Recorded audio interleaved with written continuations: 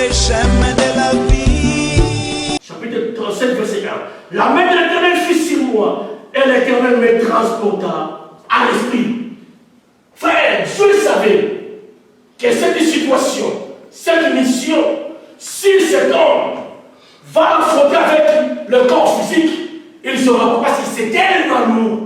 Il nous faut d'abord entrer dans le monde spirituel, résoudre les problèmes, et après quoi la spiritualité va refléter le physique. Il y a des choses que tu dois régler d'abord spirituellement, et après tu vas les régler physiquement. Si tu commences physiquement, tu vas échouer, parce que la situation est tellement atroce, tu vas perdre ce qui est essentiel pour toi.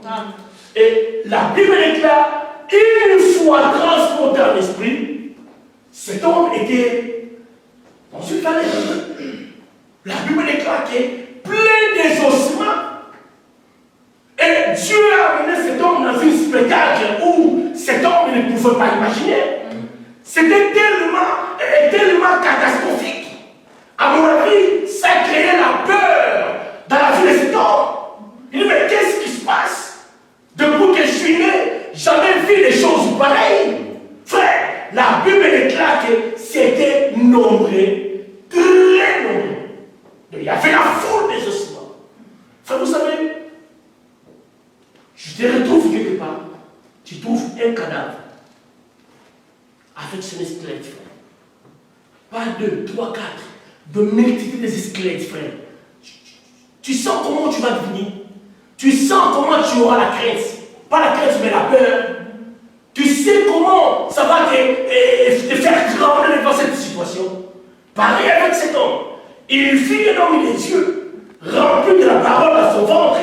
Il avait le Saint-Esprit. Mais devant cette situation, frère, à mon avis, ça créait la peur dans son cœur.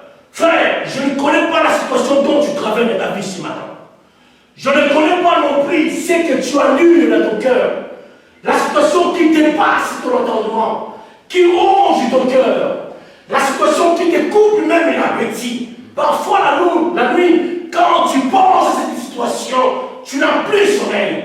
Mais laisse-moi te dire ce matin, il y a un homme qui t'a posé une question. Fils de l'homme, est-ce que cette situation pourra-tu revivre? Fils de l'homme, est-ce que cette situation pourra-t-il changer un jour? C'est une question que Dieu nous pose ce matin.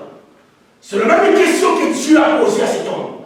Après avoir lui transporté en esprit dans une vallée pleine d'ossements desséchés, et Yahweh pose la question à l'homme de Dieu. Fils de l'homme, regarde ce que tu vois là. Et je te pose la question. Est-ce que cette situation pourra-t-il revivre? Frère, humainement parlant, impossible. Moi, je me rappelle hier, frère, la nuit où quoi encore mes frères tirent au passé.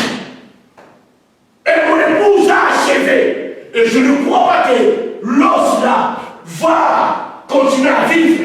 Parce qu'il n'y a plus la vie, il n'y a plus la peau, il n'y a plus la chair. Parce que nous avons tout consommé hier. Amen. Frère, imagine-toi, après avoir mangé, tu prends les os, tu le jettes dans une poubelle. Frère, vous croyez qu'un jour, ces ossements-là peuvent revivre, peuvent croître encore la peau et la chair? Humainement par là, c'était impossible. Frère, même les enfants, frère, ils ne pouvaient pas résoudre cette situation. Même les gens qui ont l'intelligence plus que toi et moi, ils ne pouvaient pas faire. C'était tellement impossible. Humainement parlant, intellectuellement parlant. Amen. Oui, frère, c'était impossible. Et voici Dieu. Pose la question à l'homme de Dieu. L'homme de Dieu, fils de l'homme, est-ce que cette situation pourra-t-il changer un jour? Mesdames, écoutez-moi la réponse d'Ézéchiel. Seigneur éternel, tu le sais. Frère, parce que pour lui, bien qu'il avait la parole, bien qu'il ait un homme de Dieu, mais c'est impossible de résoudre la situation, frère.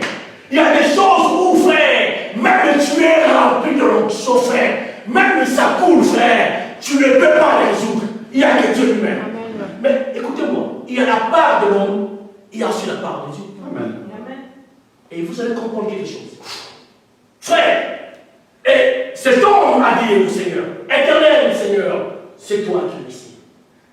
Et à mon avis, cet homme a pensé que c'était Dieu qui allait prophétiser. Parce que dans son cœur, il se disait, mais comme la situation est tellement grave, comme la situation est tellement catastrophique, tellement la situation est irréparable, à mon avis, c'est Dieu qui va prendre en charge. Amen. Amen. Vous savez, quand nous sommes arrivés au bout, c'est Dieu qui prend le relève, n'est-ce pas? Amen. Il y a des fois, on dit, Seigneur, n'a comme la souka, il y en a soit. Amen. Oui, frère, quand l'homme arrive à un certain niveau, frère, essoufflé, et à ce moment-là, Dieu va prendre le relève, n'est-ce pas? En réalité, c'est ça. Mais ici, c'était le contraire, frère. Ici, c'était le contraire. Dieu avait donné toute la responsabilité à l'homme de Dieu. Frère, il y a des choses que tu dois prendre en charge. Oui, l'homme de Dieu peut prier pour toi, j'en suis d'accord. Le pasteur peut gêner pour ton problème, je n'en disconviens pas. Mais il y a des choses que tu dois prendre entre tes mains. C'est des responsabilités à toi, ni à votre pasteur, ni à Dieu, mais c'est à toi. Amen. Pourquoi? Parce que vous avez la parole en vous. Amen. Quand tu as crié au Seigneur Jésus, quand tu as accepté Christ comme le Seigneur au Sauveur, et il y a le Saint-Esprit qui vient à toi, mais quand l'Esprit vient, il ne vient pas les mêmes de lui. Il vient avec les dons. Tu as les dons de Dieu. Tu as quelque chose que Dieu, à travers son Esprit, a déposé en toi. Amen. Mais c'est à toi qu'il étouffe. Si ces dons-là ne se manifestent pas, c'est parce que c'est toi. Ce n'est pas Dieu, frère. Ce n'est pas les pasteurs, mais c'est toi-même. Tu ne veux pas exercer